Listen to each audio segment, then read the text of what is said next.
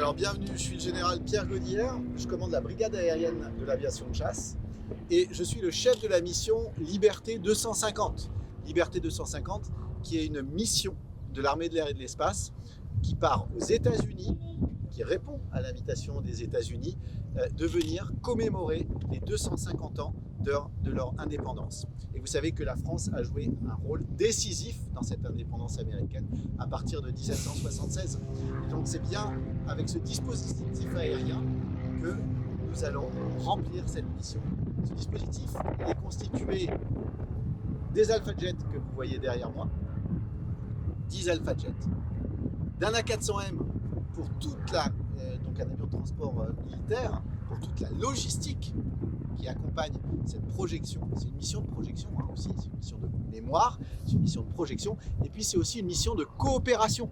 C'est-à-dire que grâce à la patrouille de France, grâce à l'A400M, l'avion A400M de transport militaire, nous allons continuer à nouer des liens avec l'Air Force américaine et donc continuer à nous entraîner. Typiquement, l'A400M, par exemple, va faire des vols conjoints avec des avions de transport militaire américains.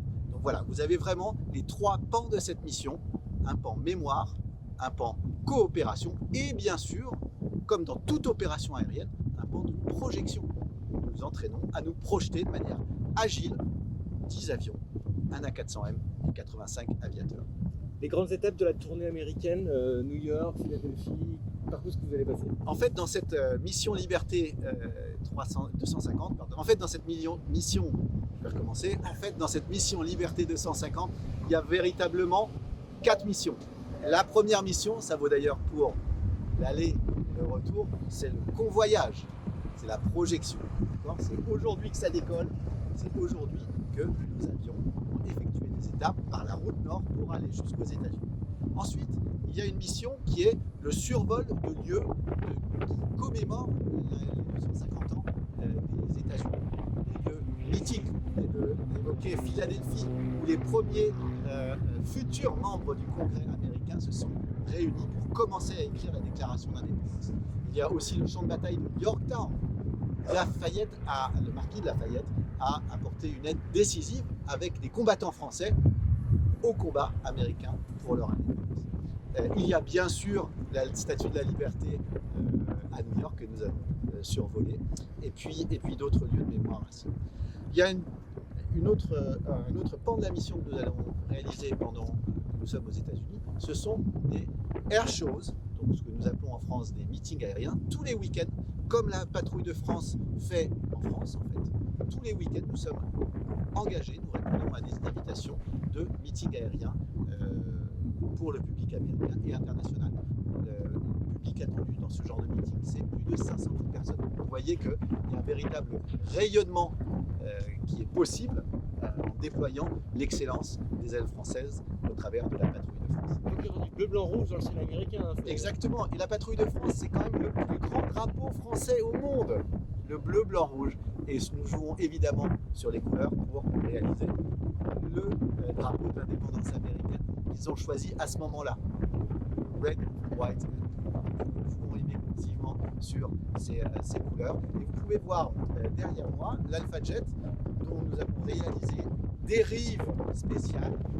D'un côté avec le drapeau français et une évocation du drapeau américain sur le côté gauche de cette dérive. Vous verrez également qu'au pied de la dérive, nous avons inscrit des figures iconiques de l'indépendance américaine d'abord, et puis de la relation franco-américaine, puis des aviateurs américains. Je vais vous en citer quelques-uns.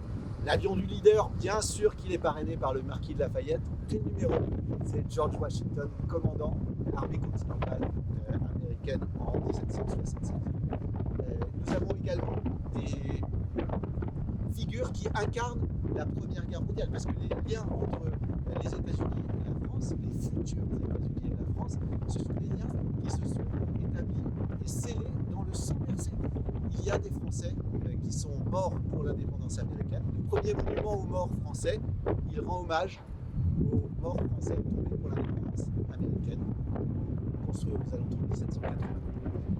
Et puis évidemment au XXe siècle, les Américains sont venus au secours de l'Europe par 2 fois, que ce soit pour la Première Guerre mondiale et puis pour la Seconde Guerre mondiale.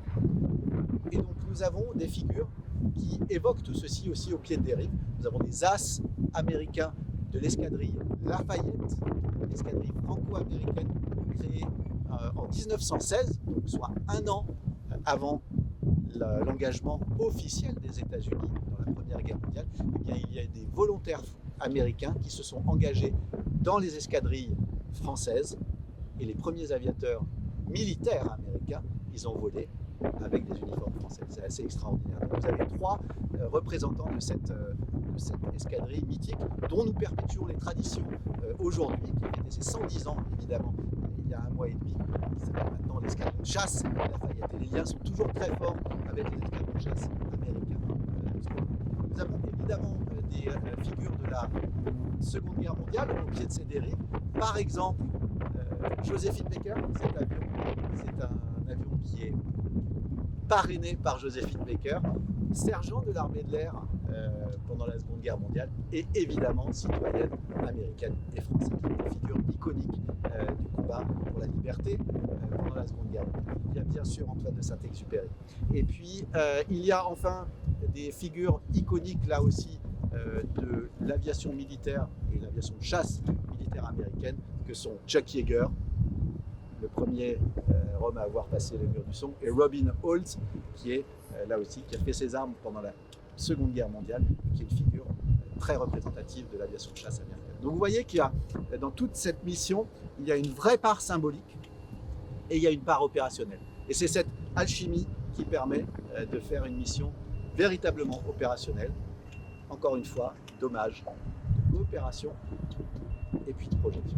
Sur la coopération, les États-Unis aujourd'hui se détournent évidemment de l'Europe. L'Europe cherche sa voie, la France y compris. Est-ce qu'il est opportun de s'afficher aux côtés de l'armée américaine en ce moment dans le contexte mondial que l'on sait?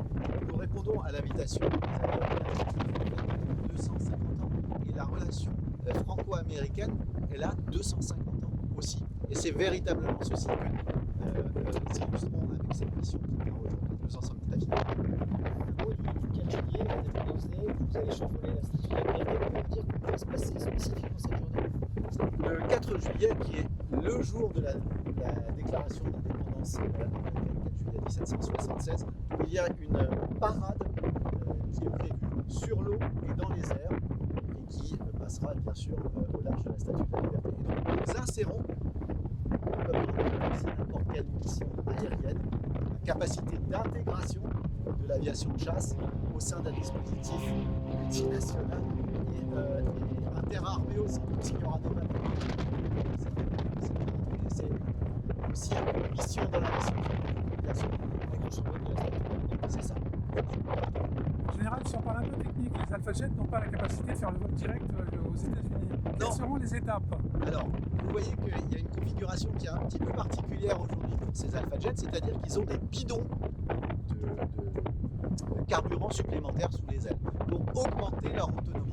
Là, tous ces 3-4 premiers jours, ce qu'ils vont faire, c'est juste du transit, comme nous faisons en avion de ligne, et nous prenons la route nord, d'ailleurs, comme prennent les avions de ligne. Ils ne sont pas ravitaillables en vol, ni disposant des capacités d'emport de carburant d'un avion de ligne. Donc ils font des étapes techniques tous les jours, et ça permet aussi de reposer un petit peu les équipages. Donc nous allons passer ainsi par l'Écosse, l'Islande, le Groenland, le Canada, et puis je les retrouve à New York, au nord de New York, dimanche. Donc ce soir, ils vont se poser en Écosse alors? Ce soir, ils font d'abord une première escale technique en France pour rejoindre l'île.